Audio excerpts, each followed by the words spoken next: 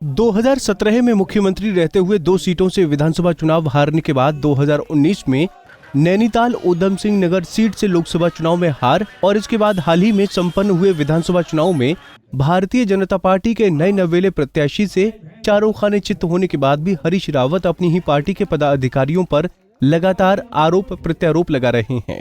कभी वो party high command से उन्हें पार्टी से निकाले जाने की बात कहते हैं तो कभी कांग्रेस के प्रदेश कार्यालय में धरने पर बैठने की बात कहते हैं, लेकिन अभी भी वो अपनी हार स्वीकार करने को तैयार नहीं हैं। दुर्भाग्य मानता हूँ, उत्तराखंड के कांग्रेस वालों का भी दुर्भाग्य मानता हूँ।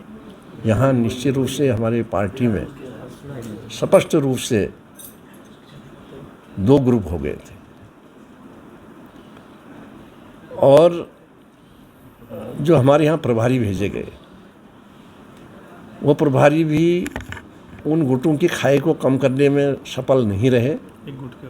खाई को बढ़ाते गए और बढ़ाने के साथ साथ एक गुट विशेष के साथ वो भी खड़े हो गए और यहाँ तक भी साफ देखने को मिलता था, सुनने को मिलता था। हमारे कार्यकर्ता भी कहते थे, जनता भी कहती थी कि साहब आपका दूसरा ग्रुप तो ये कह रहा है कि हरीश रावत को हम मुख्यमंत्री नहीं बनने देंगे और अगर वो इस चुनाव में हार भी गए, सरकार नहीं भी आई तो 2027 में फिर हरीश रावत चुनाव नहीं लड़ेगा तो फिर तो हमारा एक ग्रुप रहेगा जो भी हम मुख्यमंत्री। अब उन्होंने अपने खास लोगों को इस काम के लिए लगा दिया है। इसी कड़ी में नेता प्रतिपक्ष के लिए उनके खास चेले धारूचूला से विधायक हरीश धामी ने ताल ठोकी तो अब उनके एक और खास और जागेश्वर विधानसभा से चुनाव हारने वाले वरिष्ठ कांग्रेसी गोविंद सिंह कुंजवाल पार्टी पदाधिकारियों पर हरीश रावत को हराने की साजिश करने का आरोप लगा रहे हैं। अपनी राजनीतिक सफर के आखिरी पड़ाव पर होने के बाद भी हरीश रावत कांग्रेस की नैया डुबोने में कोई कोर कसर नहीं छोड़ रहे हैं। अब गोविंद सिंह कुंजवाल के मार्फत हरीश रावत ने पार्टी के प्रदेश प्रभारी पर निशाना साधा है।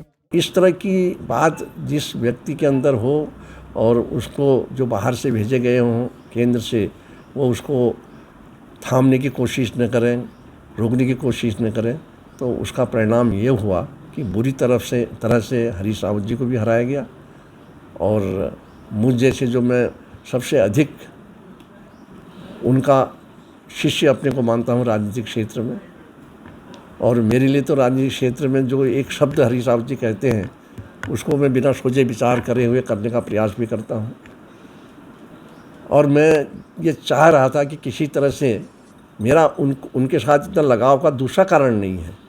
मैं उनकी बुद्धि का कायल हूँ, उनकी जो सोच है उसका कायल हूँ और जो उन्होंने अपने छोटे से मुख्यमंत्री के कार्यकाल में इस प्रदेश के लिए किए हैं, जितने भी काम किए हैं, उस सबसे अधिक प्रभावित हूँ। गोविंद सिंह कुंजवाल खुद मान रहे हैं कि वो हरीश रावत के खास शिष्य हैं और उनकी हर बात को हमेशा वो शिरोधार्य करते हैं।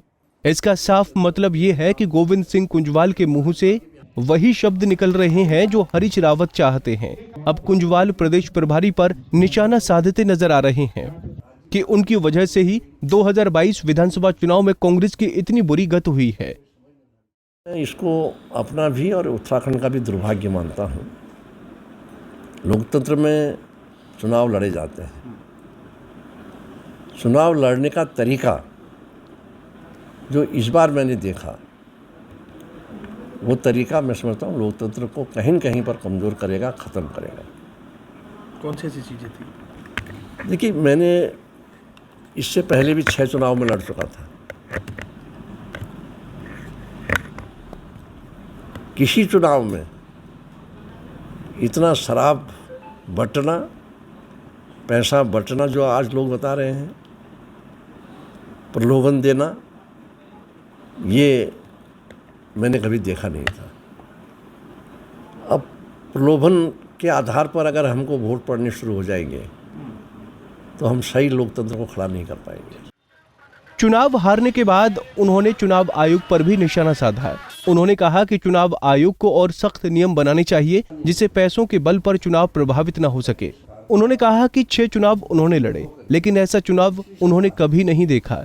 सरकार द्वारा मतदाताओं को लालच दिया गया।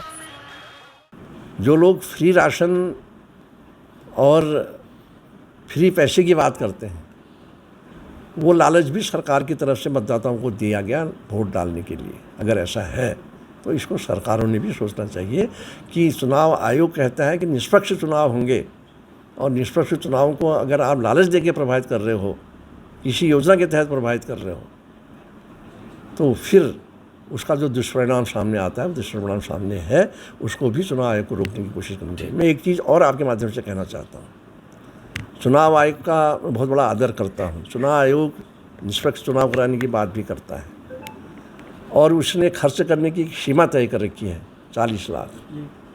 आज कोई ये नहीं कहता है कि साहब 40 लाख में मैंने चुनाव जीत लिया या हार गया। आज लोग करोड़ों की बात करते हैं, मेरा करोड़ों खर्च हो गया है।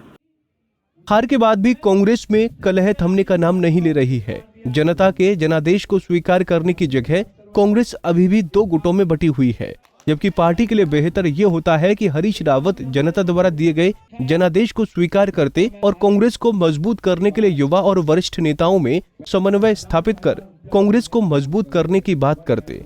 पंजाब केसरी टीवी के लिए हल्द्वानी से ताराचंद जोशी की रिपोर्ट। हमसे जुड़े रहने के लिए हमारे YouTube चैनल को सब्सक्राइब करें और नई वीडियो की नोटिफिकेशन के लिए बेल आइकॉन को दबाएं।